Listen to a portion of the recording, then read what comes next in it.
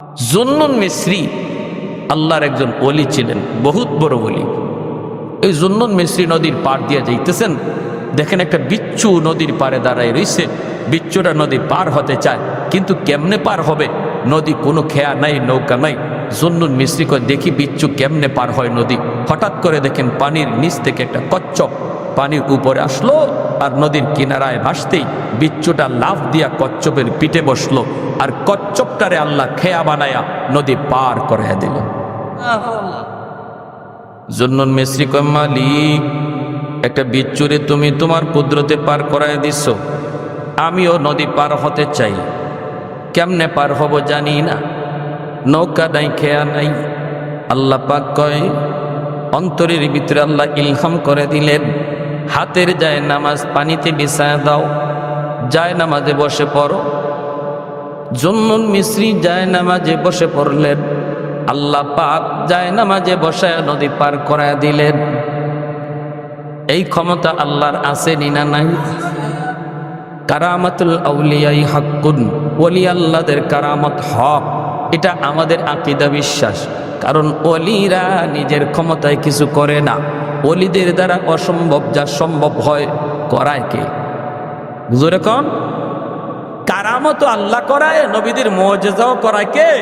আল্লাহ। অতএব আল্লাহ যদি করায়, তাহলে আমার যুক্তি দিয়া ধরলো না, আমার যুক্তিতে বুঝে আসলো না বিদায় সেটাকে ফালায়া দেওয়ার কোনো সুযোগ নাই। আমার যুক্তি যেখানে শেষ, আমার বুদ্ধি যেখানে হায়রান, সেখানেই আল্লাহর কুদরত শুরু।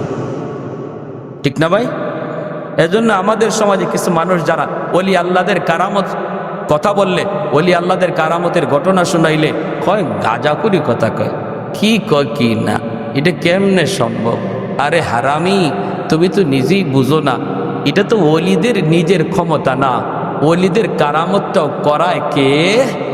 আল্লাহ। যদি আল্লাহ করায়, তাহলে এখানে তোমার হয় রান হইয়া এটা অস্বীকার করার কোনো সুযোগ নাই। কোন সুযোগ আছে?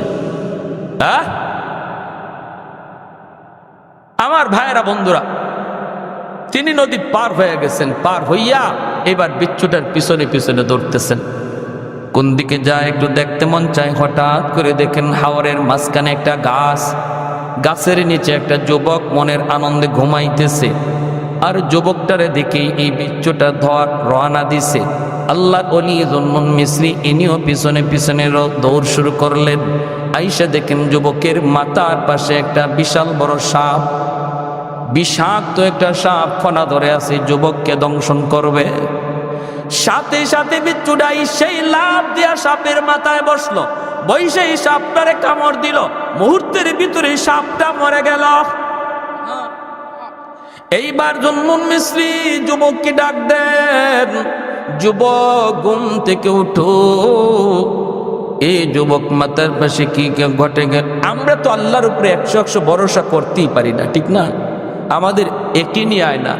কিন্তু যারা 100% আল্লাহর উপরে ইয়াকিন করে কাজ করছে, আল্লাহ 100% তাদের সাথে লেনদেনও করছে। যুবক আমি যখন ঘুমাইতে যাব, তখনও বলেছি মালিক হাওরের মাঝখানে ঘুমাবো, কেউ নাই, আপন বলতে কেউ নাই, বাঁচানোর কেউ নাই। আল্লাহ, কোন হিংস্র জীব জানোয়ার যদি আমার কোনো ক্ষতি করে, আমি ক্লান্ত পরিশ্রান্ত একটু ঘুমাবো। আল্লাহ, যদি কোনো জীব জানোয়ার ক্ষতি করে, কেউ ফিরাইবার মতো নাই তুমি ছাড়া। আল্লাহ, আমি তোমার উপরে হাওলা করে ঘুমাইলাম। গাড়িতে তুমি উঠতেছো রে যুবক, ঘর থেকে বের হয়েছ, গাড়িতে ওইটাই তুমি গানটা বাজাও কেমনে? গাড়িতে ওইটাই তুমি গানটা কেমনে বাজাইলা? ইয়ারফোনটা কেমনে কানে ঢুকাইলা? হাওয়ার উপরে গাড়িটা চলতেছে, কোথায় জানি অ্যাক্সিডেন্ট হয় কেউ জানে না। ভরসা করার কথা ছিল তোমার আল্লাহর উপর, নাম নেওয়ার কথা ছিল আল্লাহর উপর। আল্লাহকে বান্দা, আমার উপর 100% ভরসা করে তুমি যা করবা, আমি আল্লাহ তোমার সাথে 100% লেনদেন করব। সুবহানাল্লাহ ওয়া বিহামদি, সুবহানাল্লাহিল আযীম। এজন্য আমার ভাইরা বলতেছিলাম যে কথা, আল্লাহ বলে, আলা ইন্না আউলিয়া আল্লাহি লা খাউফুন আলাইহিম ওয়া লা হুম ইয়াহজানুন আল্লাযীনা আমানু ওয়া কানু ইয়াত্তাকুন। ঈমান আনো আর আল্লাহর ভয়ে গুনাহ ছাড়ো, আল্লাহর বয়ে যে যত বেশি গুনাহ ছাড়বো সে আল্লাহর তত বড় ওলি হয়ে যাবে। আর ওলি যদি আমরা নিজের আল্লাহর বানাইতে পারি তাহলে আমার জীবনের যত ভয় ভীতি সব কিছু থেকে হেফাজত করবে কে? জোরে বলেন, জোরে বলেন। তাম দুনিয়া জুড়ে আজকে মুসলমান অশান্তিতে ভুগতেছে। সব দেশে মুসলমানের কান্নার আওয়াজ। ফিলিস্তিনে গাজার জমিন মুসলমানের রক্তে লাল। তুমি আর আমি যখন আর্জেন্টিনা আর ব্রাজিল খেলা নিয়ে মত্ত, তখনও ফিলিস্তিনের জমিনে মুসলমান ভাইয়ের বুকে গুলি চালাইছে ইহুদিরা। এত নির্যাতন, এত নিপীড়ন, এরপরও আল্লাহর গাইবী সাহায্য আসে না কেন? কারণ আমরা আল্লাহকে নারাজ করে ফেলেছি। আমরা আল্লাহকে নারাজ করে ফেলেছি। আমরা আল্লাহকে যত তাড়াতাড়ি রাজি করব, যত তাড়াতাড়ি খুশি করব, তত তাড়াতাড়ি আসমানি মদদ নেমে আসবে। এই মুহূর্তে আমাদের সবচেয়ে বড় প্রয়োজন আল্লাহকে রাজি করা। আমেরিকা রাজি আসেনি না নাই এটা দেখার দরকার নাই। ভারত আপনার উপরে রাজি আসেনি না নাই এটাও দেখার দরকার নাই। শুধু একটা জিনিস দেখো, আল্লাহ রাজি আছে কিনা। যদি আল্লাহ রাজি থাকে, তাম দুনিয়া তোমার দুশ্মন হলো একটা পশমের ক্ষতিও পারবে না। আল্লাহ পাক রব্বুল আলামিন কই, ইবলিস তাহলে তুই বুঝি দেখতে চাস? কয় হ, আমি দেখতে চাই। আল্লাহ বলে, না না, আমার আইয়ুব বিপদে পড়লো আমি আল্লাহকে ডাকবে। ইবলিস কয়, না, বিপদে পড়লে ডাকবে না। আল্লাহ বলে, তাহলে দেখ। এই বইলে আল্লাহ পাক রব্বুল আলামিনের পরীক্ষা শুরু হয়ে গেল আল্লাহর পয়গম্বর সাইয়্যিদুনা আইয়ুব আলাইহিস সালামের উপর। ভাইয়েরা, বন্ধুরা, সর্বপ্রথম তার নিউজ আসলো তার মিল ফ্যাক্টরিগুলো ধ্বংস হয়ে যাচ্ছে। এই কারখানা ওই কারখানায় আগুন লাগছে। যখনই বিপদ কোনো খবর ওনার কানে আসতো, সাথে সাথে আল্লাহর পয়গম্বর আল্লাহর শুকরিয়া আদায় করত। সুবহানাল্লাহ কোন। আল্লাহ পাক কয়, ইবলিস দেখ, আমার পয়গম্বর বিপদের সংবাদ পাইল, এরপরও দেখ আমি আল্লাহকে ভুলে না, আমাকে ভুলে না, না শুকরি করে না, না না এমন কোনো কথা কয় না যেই কথায় আমি আল্লাহ নারাজ হই। আমাদের কারো উপরে যখন বিপদ আসে তখন আমরা মাঝে মাঝে এমন কথা মুখ দিয়ে বের করি যেই কথার দ্বারা আল্লাহ নারাজ হয়ে যায়। কিছু মানুষ এমনও পাওয়া যায়, কয় আল্লাহ বুঝি আমারে শুধু পাইল, আল্লাহ বুঝি আর কাউরে দেখে না। আমি নামাজ পড়ি, আমি রোজা রাখি, আমি দাড়ি টুপি নিয়ে চলি, বিপদ আমারে ছাড়ে না। এই লোকটায় নামাজ পড়ে না, রোজা রাখে না, এর দিক কোনো বিপদ আসে না, এত সুখে শান্তিতে আছি, তাহলে ঠিক আছে আজ থেকে আমিও আর নামাজ পড়বো না। নাউজুবিল্লাহ। আমি সিলেট এক এলাকায়, আমার বাড়ি তো সিলেটে এক এলাকায় গেলাম, রানীগঞ্জ, জগন্নাথপুর, সুনামগঞ্জ, বয়ান করলাম। তো আমারে বয়ানের শেষে মানুষের যারা কর্তৃপক্ষ কয়, হুজুর ওই যে ঘরটা দেখতেছেন, এই ঘরের একটা লোক পাক্কা নামাজি আসছিল, পাক্কা নামাজি, দিনদার, মা মুসিবতে পড়ছে। আমি তো বললাম, ওই আল্লাহ ইমানদারের ইমানের পরীক্ষা নিবে মুসিবত দিয়া, ঠিক না? মুসিবতে পড়ছে, হয়তো একটা দুটা মুসিবত তার উপরে আসছে। হঠাৎ করে একদিন দেখা যায় বাজারে চিল্লায় চিল্লায় কয়, আল্লাহ কি আমারই শুধু খালি দেখে, আমারই শুধু পাইল? তো নামাজ পড়ে লাভ হইল কি? আল্লাহর বন্দিগি কইরা লাভ হইল কি যদি খালি আল্লাহ আমারই বিপদ দেয়? যে নামাজ পড়ে না হেইদি ভালো আছে। নাউজুবিল্লাহ করুন না। এ হালাল হারাম মানে না, সুদ খায়, ঘুষ খায়, হেইদি ভালো আছে। এই কথা বলতেছে, মানুষ বলতেছে, ভাই এই কথা কয় না, কয় রাখ, কয় না, আমি কম বুঝি না। এই কথা কইয়া মুরতাদ হয়ে গেছে, একদম মসজিদ সারা হয়ে গেছে, দাড়িটা পর্যন্ত ফালাই দিছে। নাউজুবিল্লাহ জোরে কর। হুজুর আমরা দেখছি কিছুদিনের ভিতরেই তার শরীরে পচন শুরু হয়েছে, হাত পা, এমনকি নবীর সুন্নত যে দাড়িটা ছিল, এই দাড়িটা কাটার কারণে পুরা মুখটা তার ফচ্ছে গেছে, পুরা মুখ পচন ধরছে। এই আল্লাহর বান্দা শোনো, আমি একটা ইবাদত, আল্লাহর একটা গোলামি পারতেছি না, কিন্তু আমি মনে মনে দুর্বল, আমি আল্লাহর কাছে আসামি, আল্লাহ আমি এটা করা দরকার ছিল, আল্লাহ আমি পারতেছি না, আল্লাহ তুমি আমারে মাফ করো, আমারে করার তৌফিক দাও, আল্লাহ আমারে দাড়িটা রাখার তৌফিক দাও, দাড়িটা রাখা দরকার। এইভাবে যদি একটা মানুষের অন্তরে এরকমভাবে অপরাধী ভাব থাকে, আল্লাহ তারে একদিন দাড়ি রাখার তৌফিক দিয়ে দিবে। কিন্তু একজন মানুষ যদি দাড়ি, আবার কি দাড়ি না রাখলে কি হয়েছে, এই ধরনের কথা যদি কয়, সাথে সাথে সে বেঈমান হয়ে যায়, সাথে সাথে বেঈমান। এজন্য আল্লাহ নবী বলেছেন একটা জমানা আসবে এমন, যেই জমানায় সকালবেলা মুমিন, বিকালে হবে কাফির। সে কোন কথার কারণে কাফির হইছে এটা নিজেও বুঝবে না। ইউসবিহুর রাজুলু মুমিনা ওয়া ইউমসি কাফিরা। আল্লাহ নবী বলেন সকাল বিকালে তার ঈমান উলটপালট হবে, সে বুঝবে না এই ধরনের কথার দ্বারা। আমি মসজিদে যাইতে পারি না, আল্লাহ আমাকে তুমি জামাতে নামাজ পড়ার তৌফিক দাও, এই কথা বলা, আল্লাহ আমার সুযোগ তৈরি করে দাও, আল্লাহ আমি বহুত বড় অপরাধী, আল্লাহ আমি গুনাহটা এখনো ছাড়তে পারতেছি না, আল্লাহ আমারে ছাড়ার তৌফিক দাও, এই কথা যে মানুষটা অন্তর থেকে কয়, আল্লাহ তার মৌতের আগে আগে গুনাহ থেকে মুক্ত কইরা আল্লাহ তার ওলি বানায়া কবরে নেয়। আর গাউরামি করলে এর মরণ হয় বেঈমানের হালতে। এজন্য ইসলামের কোন বিধান নিয়ে গাউরামি করা যাবে না, বা কেউ করতেছে তার টিটকারি করা যাবে না। দাড়িওয়ালা একজন মানুষ ভুল করতে পারে, কিন্তু যদি আমি বলি ইজাদ দাড়ি রেখে কি হইতো, দাড়ি রেখে মিথ্যা কথা কয়, আপনি দাড়ির উপরে কথা বললেন কেন, এরকম দাড়ি রেখে কি হইতো, এরকম নামাজি হয়ে কি হইতো, এই ধরনের কথা বলার দ্বারা ওই যে নবী বলছেন সকালে ছিল ইমানদার, বিকালে হয়ে গেছে কাফির। বুঝে আসছে ভাই? বুঝছেন?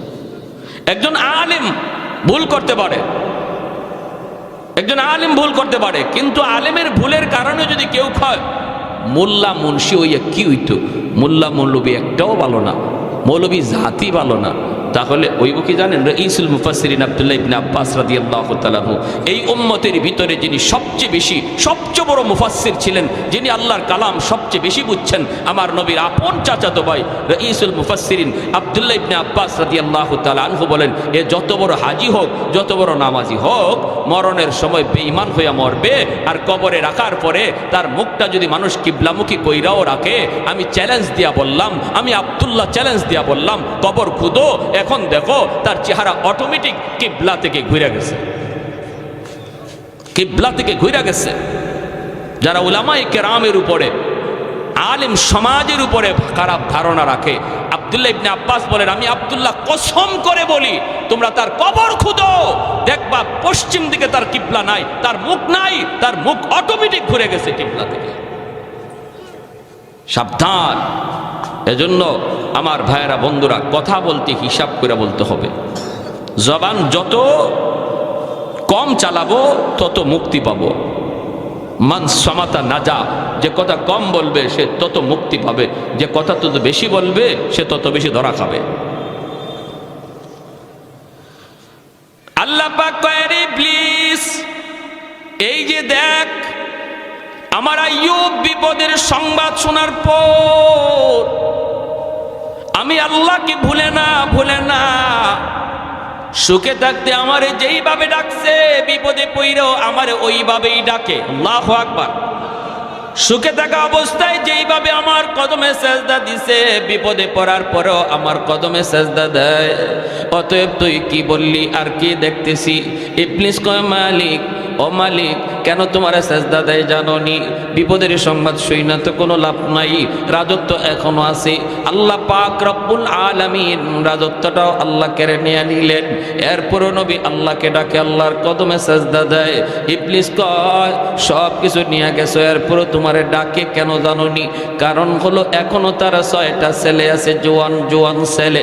এই 6টা ছেলে যেই বাবার আছে, এই বাবার আবার টেনশন কিসের? একদিকে যাবে আরেক দিকে জুড়াবে, একদিকে ক্ষয় হবে আর একদিকে আয় হবে। কারণ 6টা ছেলে আছে, জোয়ান তরতাজা টাটকা যুবক। এজন্যই নবী তোমার শুকরিয়া আদায় করে, এজন্যই এখনো তোমার গোলামি করে। ইবলিস কত বড় শয়তান চিন্তা করেন। পরীক্ষা কঠিন করতেছে না?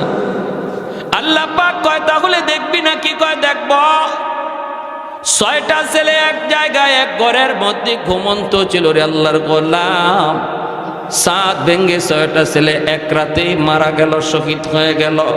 6টা ছেলের মৃত্যুর সংবাদ যখন নবীর কাছে আয়, বাবার কাছে যখন সন্তানের মৃত্যু সংবাদ আসে, পৃথিবীতে এর চেয়ে বড় কষ্টের কোনো সংবাদ হয় না। যেই বাবার কাঁধে সন্তানের লাশ উঠে, পৃথিবীতে এর চেয়ে ভারী কোনো বোঝা হয় না। এই বাবাই শুধু বুঝে এই বোঝাটা কত ভারী। যেই বাবার কাঁধে সন্তানের লাশ উঠে, যেই মাত্র নবীর কাছে পরপর 6টা ছেলের ইন্তেকালের খবর নবীর কাছে আসলো, তখনও নবী আল্লাহর নাশুকরি করে না, তখনও আল্লাহর গোলামি করে, আল্লাহর প্রশংসা করে। আল্লাহ পাক কইর ইবলিস দেখ, টাকা দেখ, আমার পয়গম্বর এত বড় বিপদের খবর, এরপরও আমি আল্লাহকে ভুলে না, আমি আল্লাহকে ভুলে না। ভাইরে যা বলতেছি একটু দিলের কান দিয়া কথাগুলি শুনুন। আমার আপনার বিপদ কিন্তু এর চেয়ে বড় না, বরং অনেক হালকা বিপদ আমার আপনার উপরে আসে। অনেক সময় আমরা বিপদে পড়ে একদম হাই হুতাশ করে ফেলি, আল্লাহ নাশুকরি করে ফেলি। বিপদে পড়ছে, অসুস্থ হয়েছে, এখন আর তারে মসজিদে পাওয়া যায় না। না না, এমনটা তুমি কইরো না আল্লাহর গোলাম। বিপদ যিনি দেয় উদ্ধারও করে কে? যে আল্লাহ বিপদ দেয় সে আল্লাহ উদ্ধার করে, ঠিক না? আর কারো কাছে গিয়া কোনো লাভ নাই। মুশকিল কুশা একমাত্র কে? কোন দয়াল বাবা, কিবলা বাবা, খাজা বাবা, জটাশা, ল্যাংটাশা, কোনো বাবাই পারে না। বিপদ থেকে উদ্ধার করার একমাত্র শুধুমাত্র কেবলমাত্র মালিককে আল্লাহ। এই ইয়াকিন আছে তো? আজ আসতে কেন? কোনো আসেন নাকি কেউ? অসুবিধা দিতেছে? অসুবিধা দিতেছে? সাবধান, মনে রাখবা। আমরা মায়ার নবী, রহমতের নবী রওজা শরীফ জিয়ারত করি। মদিনা শরীফ যারা গেছেন দেখবেন নবীজি রওজা শরীফ জিয়ারত করছেন, জিয়ারত করে আপনি মোনাজাত উঠাইছেন। এখন চাইতেছেন আপনি বিপদ আপদ আছে, এগুলো আল্লাহর কাছে চাইবেন, হাত উঠাইছেন। আমাদের চোখের সামনে আমরা দেখছি নবীজি রওজার পাশে গিয়া নবীরে সালাম দিয়া জিয়ারত করে হাত উঠাই দিছে রওজার দিকেই। সাথে সাথে ওই এলাকার সৌদি পুলিশরা, সৌদি মুতু যারা, আলেম উলামা যারা, তারা আইসা অত্যন্ত আদবের সাথে তার দেহটারে ঘুরাইয়া দেয়। মুনাজাত করা অবস্থায় আরবিতে কয়, ভাই এই জায়গা নবীকে শুধু সালাম দেওয়া তোমার দায়িত্ব, চাওয়ার জায়গা রওজা না, চাওয়ার জায়গা হলো বাইতুল্লাহ। জোরে কোন সুবহানাল্লাহ। চাওয়ার জায়গা কোথায়? বাইতুল্লাহ। চাইতে হবে কার কাছে? আল্লাহর কাছে। নবীকে সালাম দাও, তোমার সালাম নবী শুনছেন, তোমার সালামের জবাবও নবী দিচ্ছেন। এইবার চাইবা যা নবীর কাছে না, চাইবা আল্লাহর কাছে। আর আমি আপনাকে দয়াল বাবার কাছে, বাবা বাবা, বাচ্চা হয় না, বাচ্চা হয় না, খালি মাইয়া হইতেছে, পোলা হয় না। হাই হাই হাই হাই হাই। সিলেট দরগা যায়েন গা বাচ্চার লাগে গে। আমি একবার সিলেট দরগা গেছি, গিয়া দেখি এক মহিলা কাপড় সরাইয়া ফেট দিয়া দরগা বসাইতেছে। নাউজুবিল্লাহ, আসতে কইছেন না কেন? দরগাওয়ালার কোনো ক্ষমতা আছে পেটে বাচ্চা দেওয়ার? হ্যাঁ, আহা। এজন্য আল্লাহ নবী বলেছেন, ইউসবিহুর রাজুলু মুমিনা ওয়া ইউমসি কাফিরা। এমন এক জামানা, এমন এক যুগ আসবে যেই যুগে সকালে হবে মুমিন, বিকালে হবে কাফির। আল্লাহ আমাদেরকে এই সমস্ত কাজ থেকে হেফাজত করুন। সবাই বলি আমিন। আল্লাহ পাক রব্বুল আলামিন কই, প্লিজ তাহলে তুই বুঝি দেখতে চাস? বলে দেখতে চাই। ইবলিস কয়, আল্লাহ 6টা সন্তান নেওয়ার পরেও তোমার পয়গম্বর তোমাকে কেন ডাকে জানো নি গো মালিক? কেন ডাকে? আল্লাহ বলে কেন? ইবলিস কয়, এখনো তার 4টা স্ত্রী আছে। যেই লোকটার 4টা স্ত্রী আছে তার আবার টেনশন কিসের? 6টা ছেলে গেলেও কোনো অসুবিধা নাই, ছেলে জন্ম নেওয়ার এখনো সুযোগ আছে, কারণ 4টা বউ আছে, টেনশনকের। আল্লাহ পাক রব্বুল আলামিন কয়, ইবলিস তাহলে দেখতে চাস? বলে দেখতে চাই। 4টা স্ত্রীর ভিতরে একজন স্ত্রী ছিলেন আইয়ুব নবীর খেদমতে, যার নাম ছিল বিবি রহিমা। আর 3 জন তারা এক জায়গায় ছিলেন ছিলেন ঘুমন্ত। এই তিনজন বিবি একসাথে তারা মারা গেলেন। নবীর কাছে খবর আসলো আপনার তিনজন বিবি একসাথে দুনিয়া থেকে বিদায়। এরপরও মায়ার নবী আইয়ুব নবী আল্লাহর নাশুকরি করে না গো। এই কথা মুখ দিয়ে কয় না, মালিক আমারে নবী বানাইয়া লাভ হইল কি? এত বিপদ তুমি আমারে দিতেছ, তাহলে আমার নবুয়তি পায়া লাভ হইল কি? তোমার গোলামি কইরা লাভ হইল কি? একবারও তিনি বলেন না। তিনজন বিবির মৃত্যু সংবাদ পাওয়ার পরও নবী আল্লাহর শুকরিয়া আদায় করে। ও আমার মা বোনেরা, খেয়াল করে শোনো গো মা, তোমার আমার বিপদ এর চেয়ে বড় নয়, সমানও নয়, এর চেয়ে হাজার গুণ ছোট, এর চেয়ে হাজার গুণ ছোট। ছোট্ট বাচ্চারা মারা গেছে, কলিজার টুকরা সন্তান তোমার মারা গেছে। না না না, শুকরি করবা না। নাবালিগ অবস্থায় যার বাচ্চা মারা যায়, ওই বাচ্চাগুলিকে আল্লাহ পাক রব্বুল আলামিন কিয়ামতের ময়দানে বাপ মার জন্য বহুত বড় সুপারিশকারী বানায়।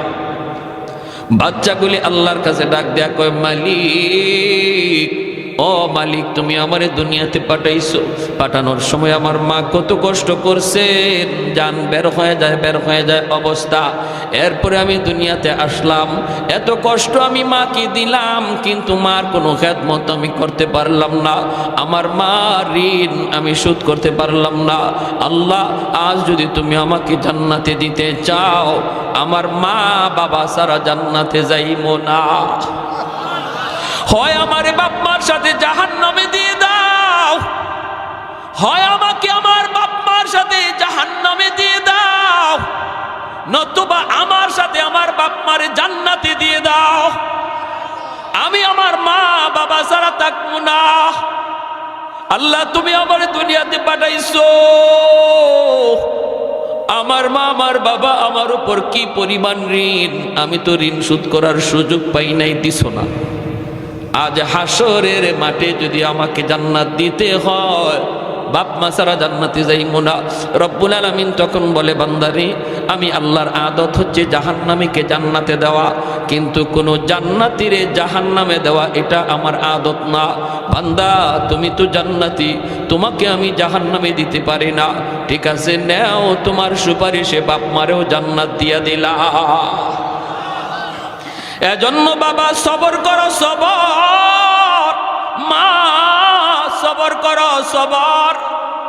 এই বাচ্চাটা তোমার জন্য জান্নাতে যাওয়ার উসিলা হবে, জান্নাতে যাওয়ার উসিলা হবে। শুধু মুখ দিয়া এমন কোনো কথা বইল না যেই কথার কারণে ঈমান চলে যায়, আল্লাহ নারাজ হয়ে যায়। এমন কথা বইল না, এমন কথা বইল না। আল্লাহর দোহাই তুমি এমন কথা বইল না। মৃত্যু সংবাদ শুনছো, ইন্না লিল্লাহি ওয়া ইন্না ইলাইহি রাজিউন কয়া তুমি দোয়াটা পড়ো। এই দোয়ার অর্থই হলো, আল্লাহ শিখায়া দিয়েছে, বান্দারি, যখনই কোনো বিপদ মুসিবত তোমার আসবে, তখনই তুমি এই দোয়াটা পড়ো। মানুষের জীবনের সবচেয়ে বড় মুসিবত হলো মৃত্যু সংবাদ, এই জন্য এই দোয়াটা আমরা পড়ি। এর অর্থ হলো বান্দা, এর অর্থ হলো কি জানেন? আমি যখন বলি ইন্না লিল্লাহি ওয়া ইন্না ইলাইহি রাজিউন, এর অর্থই হলো, ভাইরে তুমি যাও, আমি তোমার পিছনে আসতেছি। বাবা যদি ছেলের মৃত্যুর সংবাদ পায় কই ইন্না লিল্লাহ, আল্লাহ আমরা সবাই তোমার, বাবা তুমি যাও, আমরা সবাই এক পথের প্রতীক, তুমি আগে যাও, আমি তোমার পিছনে আসতেছি। কেউ থাকার জন্য আসে নাই রে আল্লাহর গোলাম, কেউ থাকতে আসে নাই, থাকবার চেষ্টা করেও থাকা যায় না, যেতেই হবে। এজন্য সন্তানের মৃত্যু সংবাদ শোনার পরও তুমি না শুকরিমূলক কথা বইল না, আপনজন প্রিয়জনের কোন মৃত্যু সংবাদ শুইনও না শুকরিমূলক কথা বইল না। আইয়ুব আলাইহিস সালাম যখন তিনি তার তিনটা বিবির মৃত্যু সংবাদ পাইলেন, এরপরও তিনি একবারের জন্য না শুকরি করলেন না, আল্লাহর শুকরিয়া আদায় করেন। আল্লাহ পাক কয়, এরে ইবলিস, তাকায় দেখ আমার পয়গম্বর এত বড় বিপদেও আমি আল্লাহকে ভুলে না। ইবলিস কয় মালিক জানোনি কেন? কেন? ইবলিস কয় সম্পদ নিয়ে গেছো, রাজত্ব নিয়ে গেছো, ছেলে নিয়ে গেছো, বিবি নিয়ে গেছো, এরপরও তোমারে কেন ডাকে জানোনি? কারণ হলো তারে তুমি এখনো সুস্থ রাখছো। কি কয়? এখনো তারে সুস্থতার নিয়ামত তুমি তারে দিয়া রাখছো। দেহটা তার পুরাপুরি সুস্থ। যার দুইটা হাত আছে সে কোনো গরিব না, যার দুইটা পা সুস্থ আছে সে গরিব না। সে গরিব হতে পারে না, অসহায় হতে পারে না। সুস্থ দুইটা হাত যার আছে সে কোনো দিন অসহায় না। ঠিক কিনা জোরে কম? সুস্থতার নিয়ামত তুমি দিয়া রাখছো, সুস্থ বানায় দেখো, তোমাকে ভুলে যাবে আর তোমার নাম নিবে না। আল্লাহ পাক রব্বুল আলামিন কয় তাহলে তুই বুঝি দেখতে চাস? বলে দেখতে চাই। আল্লাহ পাক রব্বুল আলামিন এইবার আইয়ুব আলাইহিস সালামের শারীরিক অসুস্থতা আল্লাহ ফালায়া দিলেন। সারা শরীরের প্রতিটা পশমের গোড়া গোড়া ফুসকা উঠে গেল। এই ফুসকার ভিতরে পোকা জন্ম নিল। সারা শরীরে এমন কোনো পশমের গোড়া নাই যেই গোড়া দিয়ে ফুসকা উঠে নাই, একটা পোকা জন্ম নেয় নাই। সারা শরীরের মধ্যে দুর্গন্ধ ছড়াইতে লাগলো, শরীর পচে গেছে। আল্লাহর পয়গম্বর সাইয়্যিদুনা আইয়ুব আল্লাহর কাছে ডাক দেয়া কয় মালিক, সমস্ত শরীর যদি আমার পোকায় খায় আমার কোনো আপত্তি নাই, যদি তুমি খুশি থাকো আমিও খুশি, কিন্তু মালিক আমার জিহ্বাটা তুমি পোকা দিয়ে খাওয়ায়ও না, কারণ এই জিহ্বা দিয়ে আমি সকাল সন্ধ্যা তোমাকে আল্লাহ কইয়া ডাক দেই। আল্লাহ কইয়া ডাকি, আমার কোনো কষ্ট লাগে না। আল্লাহু আকবার। এই আল্লাহ নামের ভিতরে এত মজা, এত মজা, এত মজা। আল্লাহ পুরা দেহটাও যদি পোকায় খায়, আমার জিহ্বাটা তুমি পোকা দিয়া খাওয়াও না। এই জিহ্বা দিয়া নবী আল্লাহকে ডাকে, আল্লাহকে ডাকে। মানুষেরা কয় ও রহিমা, তাড়াতাড়ি তাড়াতাড়ি করে তুমি স্বামী নিয়ে এলাকা ছেড়ে ভাগো, আমরা কেউ তার দুর্গন্ধে টিকতে পারি না। রহিমা তুমিও যদি পারো বাপের বাড়ি চলে যাও। আল্লাহর নবী সাইয়্যিদুনা আইয়ুব আলাইহিস সালামের বিবি রহিমা, তিনিও সাধারণ কোনো মহিলা ছিলেন না। তিনিও একজন বাদশাহী পরিবারের মেয়ে, তিনিও একজন নবী পরিবারের মেয়ে। হযরত ইউসুফ আলাইহিস সালামের ছেলের ঘরের নাতিন ছিলেন। অতএব যেমন ছিলেন সুন্দরী তেমন ছিলেন নবী পরিবারের কন্যা, আবার ছিল বাদশাহীও। এত কিছু থাকার পরেও যখন আপনজন মানুষেরা কয় রহিমা তাড়াতাড়ি আইয়ুবকে চাইরা তুমি ভাগো, রহিমা কান্দে আর কয় তোমরা কি কও গো? আমার স্বামী যদি রাজি থাকে আল্লাহর তৈরি জান্নাতের মেহমান আমি হব, আর যদি আমার স্বামী নারাজ থাকে আমার আমল লইয়াও জান্নাত পাব না। স্বামী যদি রাজি থাকে আল্লাহ পাক মহিলাকে জান্নাত দেয়। আল্লাহ নবী রহমতের নবী বলেন, কোন স্বামী যদি মারা যায় এই অবস্থায় সে তার স্ত্রীর উপরে খুশি ছিল, এই স্ত্রী মরতে দেরি আল্লাহর তৈরি জান্নাত পাইতে দেরি হবে না। অথবা কোন স্ত্রী যদি আগে মারা যায় আর স্বামী যদি তার উপরে সন্তুষ্ট থাকে, নবী বলেন মরতে দেরি জান্নাত পাইতে দেরি নাই। সুবহানাল্লাহ, জোরে কর। এজন্য মায়ার নবী দয়ার নবী বলেন, মহিলাদের জন্য নবী বলেন, মা বোনদের জন্য আমার নবী বলেন, চারটা জিনিসের হিসাব যদি কোনো মহিলা আল্লাহকে দিতে পারে আল্লাহ পাক তার জন্য জান্নাতের সবগুলি দরজা আল্লাহ ওপেন করে দিবে আর বলবে যে কোনো জান্নাত দিয়ে তুমি ঢুকো। আইয়ুমা ইমরাতিন ইদা সাল্লাত খামসাহা ওয়া সামাত শাহরাহা ওয়া হাফিজাত ফারজাহা ওয়া আতাআত বালাহা। এক নম্বরে নবী বলেন নামাজের হিসাব যদি আল্লাহর কোনো বান্দি আল্লাহকে দিয়ে দেয়, দুই নম্বরে রোজার হিসাব যদি আল্লাহকে দিয়া দেয়, তিন নম্বর হলো সে তার সতীত্ব যদি হেফাজত করে, পর্দা যদি শরী পর্দা মাইনা চলে, চার নম্বর হলো যদি সে স্বামীর খুশি রাখে, স্বামীর কথা মতো চলে। মায়ার নবী দয়ার নবী বলেন এই মহিলা জান্নাতের যে কোনো দরজা দিয়ে ঢুকবে, কেউ তারে বাধা দিবে না। এজন্যই মায়ার নবী বলে মহিলাদের জন্য জান্নাতে যাওয়া সহজ, পুরুষের তুলনায় মহিলাদের জন্য জান্নাত জান্নাতে যাওয়া সহজ, কারণ মহিলাদের হিসাব হলো কম, মাত্র 4 কাজের হিসাব। একজন পুরুষের 4 কাজের হিসাব শুধু নয়, অনেকগুলি হিসাব একজন পুরুষকে দেওয়া লাগবে। কেমনে তুমি সংসার চালাইছ, কেমনে আয় করছো, কেমনে ব্যয় করছো, সমাজের মানুষের সাথে কেমনে চলছ, প্রতিবেশীর হক তুমি আদায় করলা কিনা, জুম্মার নামাজে গেছো কিনা, জিহাদের ডাক আসলে জিহাদে গেলা কিনা। হিসাব কিতাব অনেকগুলি দেওয়া লাগবে, অনেক পুরুষকে দেওয়া লাগবে, কিন্তু মহিলার উপরে এত কোনো প্রশ্ন নাই। ঘরের টাকা কেমনে আসলো, কেমনে ব্যয় হলো, আল্লাহ কোনো মহিলাকে আল্লাহ জিগাবে না, জিগাবে পুরুষকে। এর জন্যই মায়ার নবী বলেন, মহিলারা দুনিয়াতে আল্লাহর ওলি হওয়ার লাইনে, আল্লাহর ওলি হওয়ার লাইনে পুরুষের চেয়ে অর্ধেক পথ আগায় থাকে, অর্ধেক পথ আগায় থাকে। পুরুষ যদি 100 মার্কের মধ্যে 100 মার্কই কামাই করতে হয় পুরুষের আল্লাহর ওলি হওয়ার জন্য, কিন্তু মহিলাকে আল্লাহ পাক রব্বুল আলামিন 100 মার্ক কামাই করতে আল্লাহ বলে না।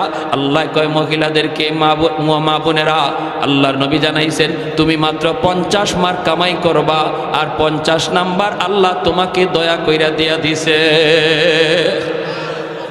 শুধু মহিলা হওয়ার কারণে আল্লাহ মহিলাকে নিজে দয়া কইরা 50 নাম্বার দিয়া দিছে জন্মসূত্রে, আর বলছে তুমি বাকি 50 নাম্বার কামাই করো, মাত্র 4 কাজের হিসাব দাও। এরপর নবী বলেন জাহান্নামে আমি মহিলাদেরকে বেশি দেখেছি, জান্নাতে যাওয়া মহিলাদের জন্য সহজ। এরপর নবী কয় মেরাজের রজনীতে আমি জাহান্নামে মহিলাদের সংখ্যা বেশি দেখছি। ইয়া মাশারান নিসা তাসাদ্দাকনা, মেরাজের সফর থেকে নবী আসার পরেই মহিলাদেরকে ডাক দিয়া নবী বলেন, মা বোনেরা কোথায় আছো, তাড়াতাড়ি করে তোমরা জমা হও, কারণ তোমাদের জন্য খারাপ খবর, আমি জাহান্নামে তোমাদেরকে বেশি দেখছি। অতএব তোমরা বেশি বেশি করে আল্লাহর রাস্তায় দান করো। আল্লাহর রাস্তায় মা বোনদেরকে মায়ার নবী বলছেন তাসাদ্দাকনা, তোমরা বেশি বেশি করে দান করো, আল্লাহর গুসা থামাও। আল্লাহর রাস্তায় দান করলে আল্লাহর গুসা থেমে যায়, আল্লাহর রাগ থেমে যায়, আল্লাহর গুসার মধ্যে পানি ডালা হয় যদি কেউ আল্লাহর রাস্তায় দান করে।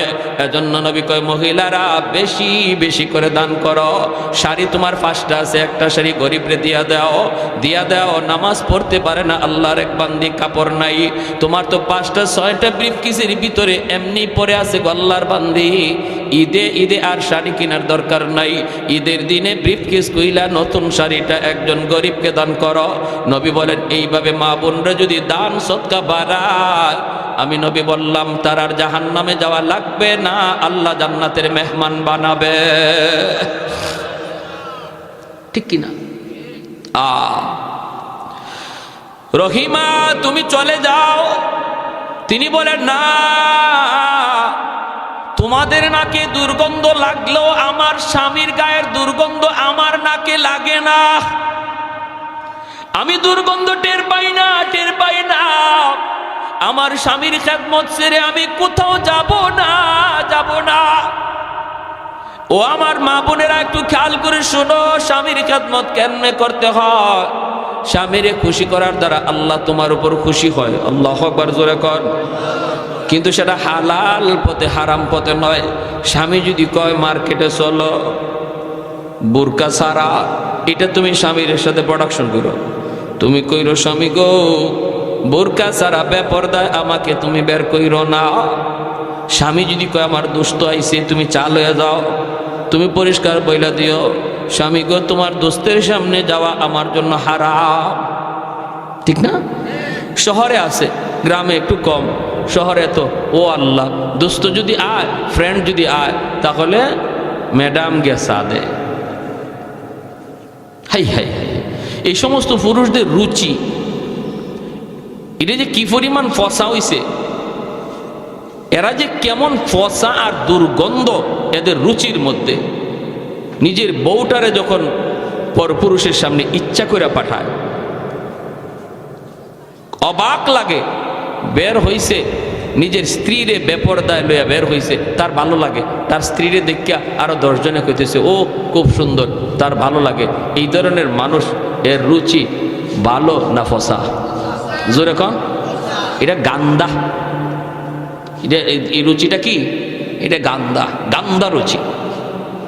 আমার স্ত্রীকে নিয়ে কেউ ভাববে আমার মেয়েটারে নিয়ে কেউ কল্পনা করবে আর আমার কাছে ভালো লাগবে, এই যদি হয় কোনো বাবার অথবা কোনো স্বামীর ইচ্ছা, তাহলে বলতে হবে যে এর রুচি শুধু ফসানা, গান্দা রুচি, দুর্গন্ধ ধরছে। এবং হাসরের মাঠে আল্লাহর আদালতে সে যত বড় হাজি হোক, যত বড় নামাজি হোক, আল্লাহর আদালতে সে ধরা খেয়ে যাবে তার স্ত্রীকে বেপরদায় চালানোর কারণে, মেয়েকে বেপরদায় চালানোর কারণে, অধীনস্থ বোনকে বেপরদায় চালানোর কারণে এই ভাই, এই বাবা, এই স্বামী আল্লাহর আদালতে কাঠগড়ায় দাঁড়াবে। আল্লাহ বলবে, তোমার নামাজ লইয়া তো তুমি জান্নাতে যাওয়ারই কথা, আগে স্ত্রীর হিসাব দাও, স্ত্রীরটাও তোমার হিসাব দিতে হবে, মেয়ের হিসাবটা আগে বুঝাও, বোনের হিসাবটা আগে বুঝাও, এরপরে তোমার হজ লইয়া, তোমার নামাজ লইয়া তুমি জান্নাতে যাও। সম্ভব? হ্যাঁ? এজন্য ঘরের মেয়ে, ঘরের স্ত্রী, ঘরের বোনদের পর্দার মধ্যে রাখা দরকার, আসেনি না নাই? আসেনি না নাই? আল্লাহ নবী, রহমতের নবী বলেন, সালাসাতুন কাদ হারামাল্লাহু আলাইহিমুল জান্নাহ, মুদমিনুল খাম ওয়াল আক ওয়াদ দাইয়ুস আল্লাযী ইউকিররু ফি আহলিহিল খুবুস। তিন ব্যক্তির জন্য জান্নাত হারাম, জান্নাত হারাম হয়ে যায় তিন ব্যক্তির জন্য। মুদমিনুল খাম, যে মদ খায়, ওয়াল আক, যে বাপ মার অবাধ্য, তার জন্য জান্নাত হারাম। 3 নম্বরে নবী বলেন, ওয়াদ-দাইয়ুস আল্লাযী ইউকিররু ফি আহলিহিল খুবুস, ওই পুরুষ, যে পুরুষ তার ঘরে ইসলাম বিরোধী কাজ হইতেছে দেখার পরেও বাধা দেয় না। ঘরের অধীনস্থ মানুষগুলি আল্লাহকে নারাজ করতেছে, মেয়েটা বেপরদায় বের হয়, বাবা দেখে, এরপরও বাধা দেয় না। স্ত্রী বেপরদায় ঘুরে, এরপরও বাধা দেয় না। ঘরের মধ্যে নাচ গান চলে, ঘরের মধ্যে আল্লাহকে নারাজ করার অনুষ্ঠান চলে, এরপরেও যে অভিভাবক বাধা দেয় না, নবী বলেন সে পুরুষ দাইয়ুস, সে হলো পুরুষ দাইয়ুস, তার জন্য জান্নাত হারাম। তার জন্য কি জান্নাত? সালাসাতুন কাদ হারামাল্লাহু আলাইহিমুল জান্নাহ, মুদমিনুল খামর ওয়াল আক ওয়াদ দাইয়ুস আল্লাযী ইউকিররু ফি আহলিহিল খুবুস, আও কামা ক্বালা নবী আলাইহিস সালাম। এজন্য সাবধান, আমরা যারা অভিভাবক, আমার নামাজ লইয়েই যে আমি জান্নাতে চলে যেতে পারবো, মোটেও না, মোটেও না। ঘরের হিসাব আমাকে দেওয়া লাগবেই লাগবে, অধীনস্থ মানুষের হিসাব আমাকে দিতেই হবে। আমি যদি নামাজি হই, ছেলেটাকে নামাজি বানানোর চেষ্টা করতে হবে। আমি যদি পর্দা মানি, স্ত্রীটাকেও পর্দার ভিতরে রাখতে হবে, ঠিক কিনা ভাই? আইয়ুব আলাইহিস সালাম, ওনাকে ছাড়তে রাজি না বিবি রহিমা। এলাকার মানুষেরা কয়, রহিমা তাহলে তুমি এলাকা ছেড়ে দাও, এই এলাকায় থাকলে আমরা থাকতে পারবো না, কই তুমি যাইবা, তুমি তাড়াতাড়ি যাও। বিবি রহিমার স্বামীকে নিয়ে তিনি ধরে ধরে, সাইয়্যিদুনা আইয়ুব আলাইহিস সালাম, তিনি তো হাঁটা চলাও করতে পারেন না, স্ত্রীকে ধইরে ধইরে তিনি ঘর থেকে বের হয়ে যাচ্ছেন। রে যুবক, যেই মানুষটা ছিলেন এক সময় এই এলাকার বাদশাহ, এই এলাকার রাজা, কোনো কিছুর অভাব তার ছিল না, আজ তার ঘরে পর্যন্ত জায়গা হয় না, ঘর থেকে বের হয়ে যাইতে হচ্ছে। এলাকার মানুষ, প্রতিবেশী কেউ তারে থাকতে দেয় না, রাস্তায় চলে গেলেন স্বামীকে নিয়া। পথিকেরা কয়, রহিমা রাস্তায় তুমি যাইকো না, আমরা এই রাস্তা দিয়ে হাঁটাচলা করি, যদি রাস্তায় তুমি অবস্থান করো, আমরা দুর্গন্ধের কারণে রাস্তা দিয়ে হাঁটতে পারি না। আল্লাহর পয়গম্বর সাইয়্যিদুনা আইয়ুব আলাইহিস সালামকে নিয়ে বিবি রহিমা তিনি চলে গেলেন মাঠে। মাঠে চলে যাওয়ার পর কৃষকেরা দৌড়ায় আসছে। কৃষকেরা আয়া কয়, রহিমা গ, এখানে মাঠে যদি অবস্থান করো তাহলে আমরা কাম কাজ করতে পারবো না, তুমি অন্যত্র কোথাও চলে যাও। তাম পৃথিবীটা যেন ছোট হয়ে আসলো। যেই মানুষটা এই এলাকার এক সময় রাজত্ব করতেন, আজ তার কোথাও জায়গা হয় না রে। ঘরে জায়গা নাই, রাস্তায় জায়গা নাই, মাঠেও জায়গা হয় না। আল্লাহর বান্দি স্বামীকে নিয়ে তিনি জঙ্গলের দিকে রওনা দিলেন। জঙ্গলের কাছে যায় দেখেন একটা ডাস্টবিন। এলাকার মানুষেরা এই জায়গায় ময়লা ফালায়, এই ডাস্টবিনের কাছে অনেক দুর্গন্ধ, ডাস্টবিনের দুর্গন্ধ। বিবি রহিমা মনে মনে ভাবতেছে, স্বামী গ, ও স্বামী কোথাও তো জায়গা হয় না, কেউ থাকতে দেয় না, বসতে দেয় না। আমার তো মন বলে এই ডাস্টবিনের কাছে আমরা থাকার অবস্থান করি, কারণ এই জায়গা দিয়া ডাস্টবিনের দুর্গন্ধের কারণে কেউ আসে না, কেউ যায় না। অতএব যদি আমরা এই জায়গায় অবস্থান করি কেউ সরাবে না। স্বামীকে নিয়ে ডাস্টবিনের কাছেই তিনি থাকার ব্যবস্থা করলেন, এই জায়গায় তিনি থাকবার ব্যবস্থা করলেন। স্বামী তিনি তো আল্লাহর পয়গম্বর, তিনি তো শুয়ে থাকেন, এরকম কোন রকম একটা ঝুপড়ির মতো বানাইয়া স্বামীকে নিয়ে তিনি এই জায়গায় থাকেন। ভাইয়েরা বন্ধুরা, দিনের বেলা মানুষের এলাকায় যায় তিনি কাজ করেন, কাজের বিনিময়ে তিনি কিছু খাবার সংগ্রহ করেন স্বামীর জন্য। এলাকার মধ্যে যান, কাম কাজ কইরা কিছু খানা হালুয়া পাকা স্বামীকে খাওয়ান। চামচ দিয়া খাওয়াইতে পারেন না, চামচটা যদি টুটে লাগে পয়গম্বর চিৎকার করে হাওমা করে কান্দা উঠে, কারণ টুটটা পর্যন্ত নাই, পোকায় খায়া শেষ করে ফেলছে। দাঁতের জামিটা পর্যন্ত নাই, পোকায় খায়া শেষ করে ফেলছে। যদি চামচ দিয়া খাওয়ান তাহলে ব্যথা পান। হাতও তিনি লাগাইতে পারেন না। একদিন হাত লাগাইছেন, আঙ্গুলের নখটা যেই মাত্র এই জামির মধ্যে লাগছে, নবী চিৎকার করে উঠছেন। সাথে সাথে বিবি রহিমা চোখ দিয়ে পানি জড়ায় কান্দের, কই স্বামী গ কেমনে খাওয়াবো গো স্বামী। এই বইলাই তিনি তার জিব্বাটা বের করলেন। বিবি রহিমা জিব্বাটাকে তিনি বের কইরা জিব্বাটার মধ্যে হালুয়া লইয়া এই জিব্বারে চামচ বানাইয়া স্বামীর মুখের ভিতরে হালুয়া ঢুকাইয়া দেন। ও আমার মা বোনেরা, একটু খেয়াল করে শুনো, স্বামীর খেদমত কাকে বলে গো মা? কেমনে আল্লাহকে রাজি করা যায়, কেমনে আল্লাহরে খুশি করা হয়?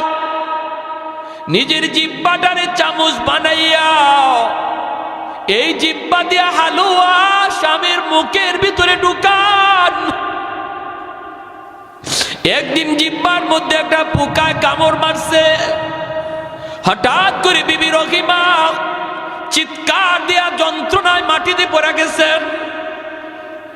আর তিনি ডাক দিয়া কান্দেন আর বলেন, স্বামী গো একটা পোকার কামড় আমি সইতে পারলাম না। এতগুলি পোকার কামড় আপনি কেমনে সইতেছেন গো স্বামী? কেমন করে আপনি সইতেছেন, কেমন করে সইতেছেন? বাইরে 13টা বৎসর এইভাবে চলে গেল, এই ডাস্টবিনের পাশেই 13টা বৎসর হয়ে গেল।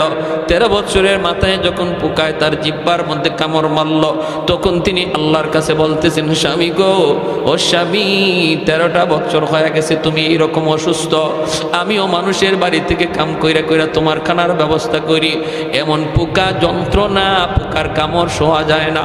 ও স্বামী একটু আল্লাহর কাছে বলো না, আল্লাহ যেন তোমার এই বিপদ দূর করে, আল্লাহ যেন তোমার সুস্থ করে দেয়। এই কথা বলা মাত্রই আইয়ুব আলাইহিস সালাম কয়, না গো বিবি, আমি এমন কথা আল্লাহর কাছে বলতে পারবো না। কারণ হলো আল্লাহ যদি আমাকে জিজ্ঞেস করে, রে আইয়ুব 70 বছর পর্যন্ত আমি আল্লাহ তোমার সুস্থ রাখলাম, অসুস্থ হইছো মাত্র 13 বছর, এখনো তো 70 বছরের সমানে সমানে হয় নাই, এখনই বুঝি তুমি অস্থির হয়ে গেছো। কি জবাব দিব গো রহিমা, কি জবাব দিব? 70 বছর যদি হয় তারপরে আল্লাহর কাছে বলবো, মালিক সুস্থতা আর অসুস্থতা সমানে সমানে হইছে, আল্লাহ তুমি আমাকে এখন সুস্থ করে দাও। 70 বছরের আগে আমি আল্লাহকে বলতে পারবো না। একবার গেলেন মানুষের বাড়িতে, কাম নাই পান না, স্বামীর জন্য কেমন করে তিনি খানার ব্যবস্থা করবেন, শেষ দেয়া দিচ্ছি, বেশি না আর মাত্র 2 মিনিট। একজন মহিলার বাড়িতে গেলেন, ইহুদি মহিলা, যা বলেন চাচি একটু খানার ব্যবস্থা আসেনি? মহিলায় কয়, না না কিছুই নাই, দেওয়ার মতো কিছুই নেই। আল্লাহর বান্দি বিবি রহিমা কয়, চাচি গো আমার স্বামী একজন আল্লাহর পয়গম্বর, অসুস্থ, কুষ্ঠ রোগী, তার সারা শরীর পচে গেছে, আমি তার জন্য একটু খানার ব্যবস্থা করি গো চাচি, একটু খানা দাও, নতুবা কোনো কাম আসেনি আমার কাম দাও। ইহুদি মহিলা কয়, না আমার বাড়িতে কোনো কাম কাজ কিছুই নাই, কিছুই নাই, দেওয়ার মতো কিছুই নাই, তুমি চলে যাও, কাজ দেওয়ার মতো কিছুই নাই। তিনি বলেন চাচি তাহলে একটু দেও না, হালুয়া একটু পাকাইছো, দিলে তো আমার স্বামীরে খাওয়াইতে পারি। মহিলায় কয় দিতে পারি, বদলা লাগবে। কয় বদলা দেওয়ার তো কিছুই নাই। ইহুদি মহিলা কয় তোমার চুলটা অনেক লম্বা, একটু চুল যদি তুমি আমার কাইটা দাও তাহলে তোমাকে বিনিময়ে দিতে পারি। আল্লাহর পয়গম্বর সাইয়্যিদুনা আইয়ুব আলাইহিস সালাম তিনি তো ওই জায়গায় চুপড়ির মধ্যে আল্লাহ আল্লাহ জিকির করে। ভাইরা বন্ধুরা, এইদিকে বিবি তিনি বলতেছে নাগো চাচি, চুল দেওয়া যাবে না, আমার চুলটা লম্বা হলো। এই চুলটাকে আমার স্বামী লাঠি বানাইয়া বসা থেকে তিনি দাঁড়ায়। আমার স্বামী চুল ধরে ধরে দাঁড়ায়, চুলটা আমি দিতে পারবো না। ইহুদি মহিলা কয়ে তাহলে ভাগো, আমার কাছে কিছু নাই। বাধ্য হয়ে তিনি কিছু চুল দিয়া দিলেন। এইদিকে ইবলিস সুযোগ পাওয়া গেছে। ইবলিস আল্লাহর পয়গম্বর সাইয়্যিদুনা আইয়ুব আলাইহিস সালামের কাছে মানুষের বেশ ধরে আইসা বলতেছে, নবী গো, জানেন না আপনার বিবি রহিমা কেমনে আপনার জন্য খানার ব্যবস্থা করে? বলে কেমনে? কয় আমাদের এলাকাতে যায়, চুরি কইরা কইরা আপনার জন্য খানা নিয়ে আসি। আল্লাহর পয়গম্বর সাইয়্যিদুনা আইয়ুব কয় অসম্ভব, এটা হতেই পারে না, আমার বিবি নবী পরিবারের মেয়ে, এটা করতেই পারে না, জান যাবে তবুও চুরি করবে না। কয় যদি বিশ্বাস না হয় আসার পরে তার চুলটা দেখেন, আজকে চুরি করতে যায় এক জায়গায় ধরা পড়ে গেছে, এজন্য তার চুল কাইটা দিছে। নাউজুবিল্লাহ। আইয়ুব আলাইহিস সালাম কয় যদি এমনই হয় তাহলে তারে আমি 80টা দুর্রা মারব। তিনি আসছেন, আসার পরে তাকাইছেন, তাকাইয়া দেখেন চুল কাটা। তখন তো বুঝছেন তুমি তাহলে চুরি করে আমার জন্য খানা আনো নাকি? বলে আল্লাহর নবী গো, খুদার কসম আমি এমনটা করি নাই, আমি এমনটা করি নাই। তাহলে কে বলছে? মানুষের সুরত ধরে একজন আসছিল, সে তো ইবলিস। জিবরাইল আলাইহিস সালাম কয় নবী গো, ও ইবলিস, আপনার স্ত্রীর ব্যাপারে সন্দেহ করবেন না, সে যা বলছে এটাই সত্য। তাহলে কসম পুরা করবেন কেমনে? 80টা কঞ্চি হাতে নিয়ে একবার স্ত্রীর গায়ে আঘাত দিয়া দেন, কসম পুরা হয়ে যাবে। ওই অবস্থায় আল্লাহ পাক রব্বুল আলামিন জিবরাইলকে পাঠাইছে, জিবরাইল যাও তো আমার আইয়ুবকে যে সালাম দাও। জিবরাইল আমিন এসে সালাম দিছে। নবী সালামের জবাব দিতে একটু দেরি হয়ে গেছে। জিবরাইল আলামিন কয় নবী গো, আপনি যদি সালামের জবাব দিতে দেরি করেন উম্মতে করব কি, উম্মতে করব কি? তখন আইয়ুব আলাইহিস সালাম কয় ভাই জিবরাইল, আমি জবাব সাথে সাথেই দিতে চাইছিলাম, কিন্তু ওই মুহূর্তে আমার জিহ্বার মধ্যে একটা পোকা মাত্র উঠছে খানা খাওয়ার জন্য। আমি চিন্তা করলাম যদি আমি এখন জিহ্বাটা নাড়া দেই, জবাব দিতে যাইয়া পোকাটা মাটিতে পড়ে যাবে। হাসরের মাঠে যদি পোকা আল্লাহর কাছে বিচার দেয়, আল্লাহ পাঠাইছিলা তোমার নবীর কাছে খানার জন্য, আমারে খাইতে দেয় নাই, মাটিতে ফালাইয়া দিছে, এই ডরে আমি সাথে সাথে জবাব দেই নাই। পোকাটা যখন আমার জিহ্বা থেকে সরছে তখন আমি সালামের জবাব দিছি।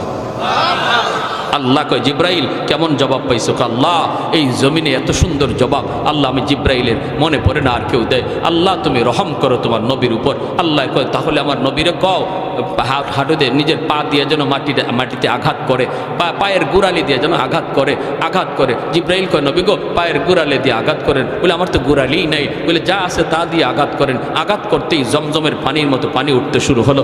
আল্লাহ বলতেছে জিবরাইল বলো আমার পয়গম্বরকে এই পানিটা যেন খায়, এই পানিটা যেন শরীরে লাগায়। খাওয়া মাত্র আর শরীরে মুসা মাত্রই সমস্ত পোকা জরজরাইয়া পড়ে গেছে। 18 বৎসর পর, কয় বৎসর পর? কি বুঝেন? এই ধরনের অসুস্থ যদি আল্লাহ আমরা 3 দিন বিছানায় রাখে, আমাদেরকে খুঁজেই পাওয়া যাইব না, ঠিক না? খুঁজেই পাওয়া যাইব না, কি অবস্থা হবে? এরপরে আল্লাহ পাক রব্বুল আলামিন কয় যাও। তিনি সুস্থ হইয়া পরিপূর্ণ সুস্থ হইয়া বসে রয়েছেন। বিবি রহিমা তিনি তখন এলাকায় ছিলেন, তিনি আসছেন খাবার লইয়া, আইয়া দেখেন জায়গার মধ্যে স্বামী নাই। কোথায় গেল আমার স্বামী? পাশে একজন সুন্দর সুঠাম দেহের যুবক বসা, হাউমাউ করতেছেন। আমার স্বামী কোথায়? বাগে খেয়ে ফেললো নাকি? দৌড়ায় গেছেন আইয়ুব আলাইহিস সালাম। তিনি তো 25 বছরের এখন পূর্ণ যুবক, আল্লাহ তারে বানায় দিছে। সুন্দর সুঠাম দেখের পূর্ণ যুবক। পিছনে যায় দাঁড়ায় বলতেছেন ও যুবক, এখানে আমার একজন স্বামী ছিল, স্বামীরে তুমি দেখছো নি? আইয়ুব আলাইহিস সালাম চেহারাটা ওই দিকে রাইখা বলেন, স্বামীর চেহারা দেখলে তুমি চিনবানি? বলে চিনব। কেমনে চিনবা? যৌবনের চেহারা মনে আছে নি? কয় মনে আছে। যেই মাত্র আইয়ুব আলাইহিস সালাম চেহারাটা ঘুরাইছেন, সাথে সাথে বিবি রহিমা আল্লাহু আকবার কই আল্লাহর শুকরিয়া আদায় করে স্বামীরে জড়ায় ধরছেন। আল্লাহ সমস্ত নিয়ামত আবার ফিরাই দিছে, যা নিছিল আল্লাহ সব ফিরাই দিছে। কোনো কোনো তফসিরি কিতাবে লিখছেন এরপরে এই পরীক্ষায় পাশ করার পর সৈয়দুনা আইয়ুব আলাইহিস সালাম যদি কোথাও হাইটা যাইতেন তার পিছন দিয়া স্বর্ণের বৃষ্টি পড়ত। এত নিয়ামত আল্লাহ আবার ফিরাই দিছিলেন। কখন? যখন বিপদে পড়ে সবর করছেন। আমরাও যদি বিপদে পড়ে সবর করি, আল্লাহ বলে বাশশিরিস সাবিরিন, জানায়া দাও তাদের জন্য জান্নাতের সুসংবাদ। শুধু তা না, দুনিয়াতেও আল্লাহ যা হারাইছি হারানোর চেয়েও আল্লাহ আরও বেশি ফিরাইয়া দিবে যদি আমরা বিপদে পইরা সমস্যায় পইরা আল্লাহর উপর সবর করতে পারি। কে সবর করে? সবরের আলামত হলো বিপদে পইরেও সে মসজিদে যায়, বিপদে পইরেও আল্লাহকে ডাকে। সুস্থ থাকা অবস্থায়, সুখে থাকা অবস্থায় যেভাবে আল্লাহরে ডাকছে, বিপদে পইরেও একই রকম আল্লাহকে ডাকে, বরং আরো আল্লাহকে ডাকা বাড়ায়া দিছে, তখন আল্লাহ তার উপর খুশি হয়ে যায়। তাহলে আমরা শীতের দিনে মসজিদে গিয়ে নামাজ পড়া কষ্ট, ফজরের নামাজ পড়া খুব কষ্ট, অজু করা খুব কষ্ট। এই কষ্টটা যদি আমরা স্বীকার করি তাহলে আল্লাহ পাক রব্বুল আলামিন এই ধৈর্যের পরীক্ষায় আমরা পাশ করলাম। ঠিক কিনা? জোরে কন, পাশ করলাম। কারা কারা এই অবস্থার মধ্যেও সুখে দুঃখে সর্বদা